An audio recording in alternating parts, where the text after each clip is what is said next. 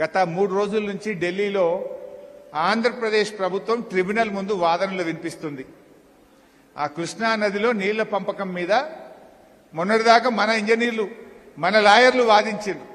ఇప్పుడు ఆంధ్రప్రదేశ్ వాదిస్తున్నది.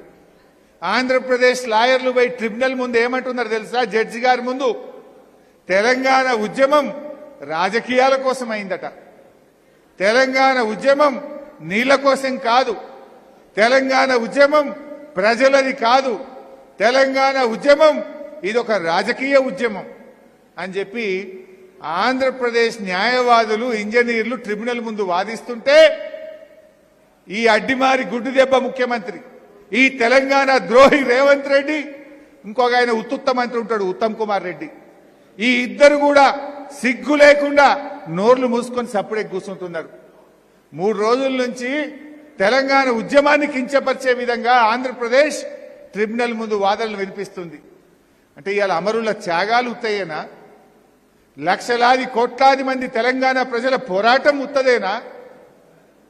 ఇవాళ మా నిరుద్యోగ యువత, మా టీఎన్జీఓలు, మా రిటైర్డ్ ఉద్యోగులు, మా కుల సంఘాలు, మా ఆర్టీసీ, మా సింగరేణి, మా కార్మిక సంఘాలు, మా జర్నలిస్టులు చేసిన పోరాటం ఉత్తదేనా?